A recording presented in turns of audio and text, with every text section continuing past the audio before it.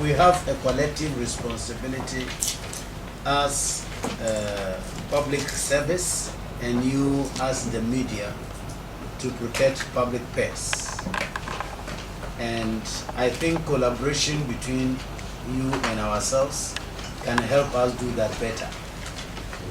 Ours is a public service. We are supposed to render service to the public, but we cannot reach the public without you.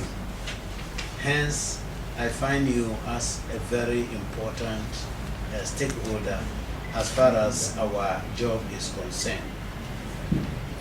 As some of you may know, the Auditor-General under Article 187 of the Constitution is required to audit all government institutions and submit a report to Parliament each year.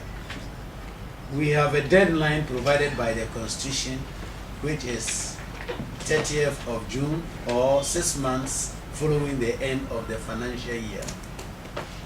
We have tried to report on time. Last year, before the 30th of June, we were able to submit 4 of our audit reports to Parliament. This year, we have submitted 10 of all of our reports, all 10 of them, to Parliament before 30th of June. And these reports are available on our website. If you go to our website and you click on the report, you will see that the reports are all there. Some people will always argue, why is it that the reports are published to the public even though Parliament has not considered it yet? You may like to look at Section 22 of the Audit Service Act. It requires that the Auditor-General publishes the report as soon as he hands it over to the Speaker of Parliament. So I have done that. I have evidence to show that I submitted it to the Speaker before publishing it. And now it is for the consumption of the public, Ghanaians.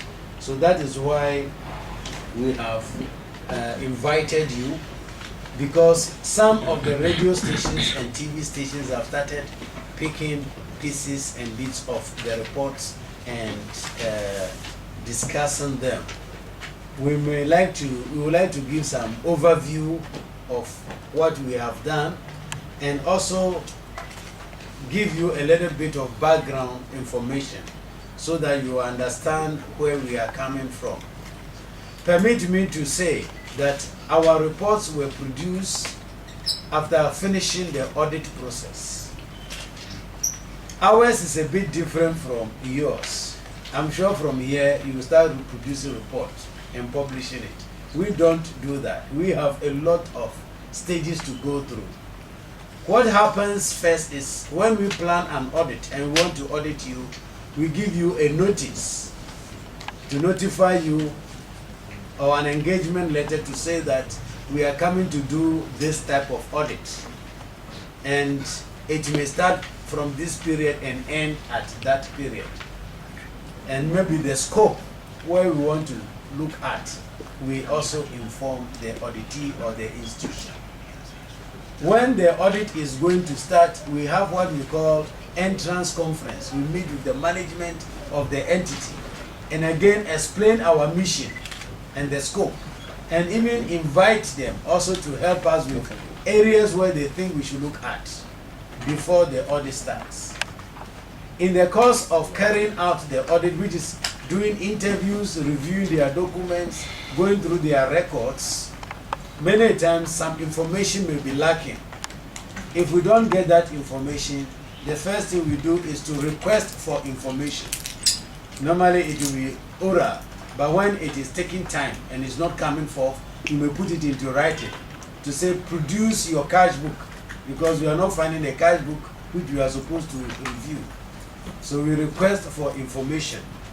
And if the request for information is also not yielding the necessary results, we issue what we call audit observation on the field.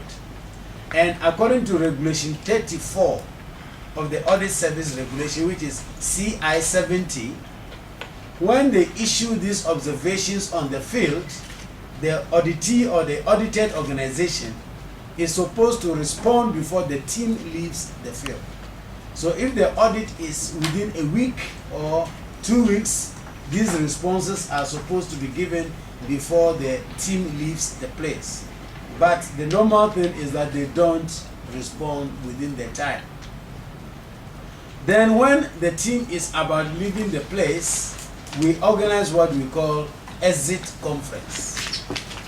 During the exit conference, we will have prepared what we call a draft management letter, which is a summation of all the observations that we have raised, which are still outstanding, or for which the institution have responded, but we are not satisfied with the answer. At times they will give you a response, but you say this is not a good response you have provided, so you will have to come again. So we submit this draft management letter at the exit conference. And the regulation provides that 2 weeks after the exit conference, we can finalize the management letter and issue it to the institution. When we issue this management letter as a result of an audit, that is after the audit has been completed, the audited institution or the auditee is required by Section 29 of the Audit Service Act to respond to all the issues put together within 30 days. This has not been happening in the past. I'm happy to say that it has improved significantly. Because according to subsection 2 of Section 29 of the Audit Service Act, any audited institution which does not respond within the 30 days, if the Auditor-General so directs, the salaries of the officers involved should be stopped, or all payment to them should be stopped for as long as they have not responded to those observations. And I wanted to go to town this year, stopping salaries. Unfortunately for me, I have not found any, because they've all responded tenuously to avoid that practice, and which is an encouragement as against what it was in the past, where some never even responded. They just take the observations, throw it somewhere, and they forget about them. They can go to hell. But fortunately, that behavior is being put to an end. So it is after the 30 days, which if you have received your responses or you have not received your responses, that we put together what we call notes for the Auditor-General. That is the directors in charge of the audit. They will put together the notes which will come to the Auditor-General to say that we have finished the audit, we have given them the 30 days notice with the management letter, we have received their responses, we are not satisfied with these issues. So these issues may have to go into the Auditor-General's report. And these inputs are all consolidated into the Auditor-General's report before the report is submitted to Parliament. So I just wanted to provide this background, because at times it sounds a bit inhuman to say, so you went there and you just saw this and then you write a report. No, it's not like we go to an event and then when we come back we write a report.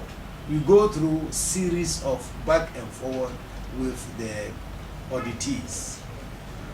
The challenge, however, is that at times our findings affect beyond the auditees or the audited institution. For instance, in the course of our audit of an institution, say education or health, we may find a contract which is to be paid, and we may like to verify to say, did they procure this contract lawfully? Because there's a Public Procurement Act which prescribes how you go through the process before entering into a contract. And we may not find the evidence to support the fact that the procurement was done lawfully. And this evidence is supposed to be provided to us by the audited organization. Please get me right. It is, if you are auditing education, it is Ministry of Education who is supposed to provide us this information. And we are asked by Section 29 to send observations to Ministry of Education.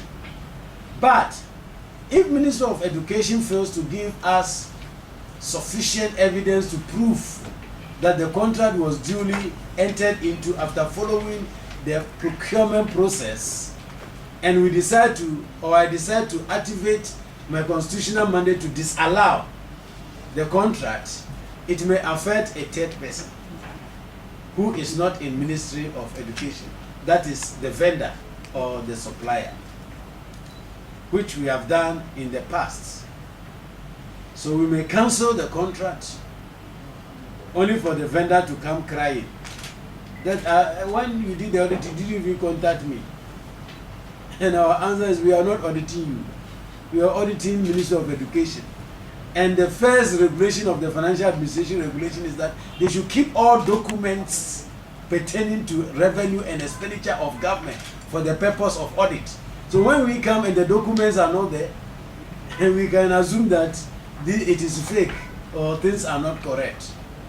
But to ensure fairness to them, what we have introduced now is that when we decide that we are going to disallow and surcharge, and there's a third party involved, we serve the person with a notice of our intention to disallow the expenditure, so that in case he or she has some information which the ministry fails to provide to us, that can come forward so that we consider it.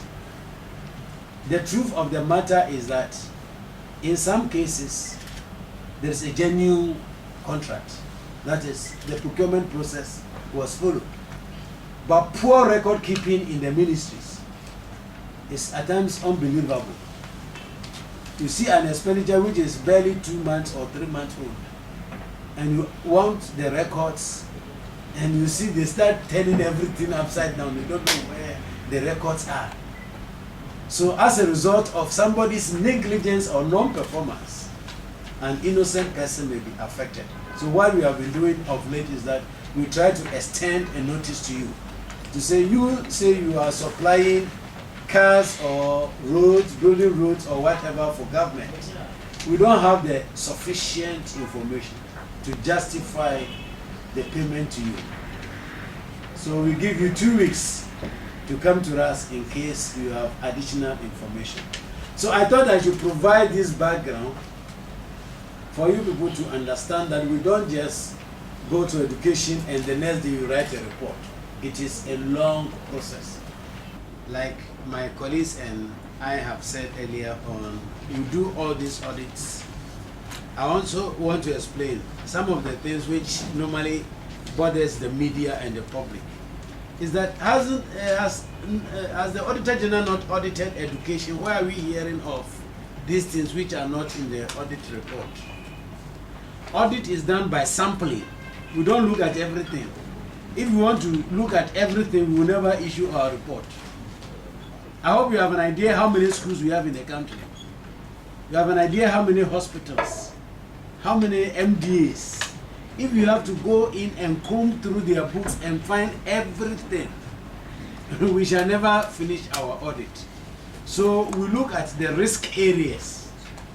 So when you go into a school, you may look at, oh, they bought a lot of things, so we look at procurement. Or maybe they've made a lot of payment in terms of salaries, so we look at salaries, so we sample. That's why we may do the audit, but you may hear something else is happening, and it might not be captured. And that is why we ourselves even do what we call special audits. At times, after we have finished our audits, we hear of, thanks to the media at times, complaints. Then we say, let's go in and check on that. So I just want you to understand why we do those audits. My colleagues have talked about infractions, which we discovered. Clearly, some of the infractions are internal control issues. Some of them are abuses or issues contrary to law. Those are the ones that we have said we will continue the process and disallow or surcharge them. So let's differentiate between all this.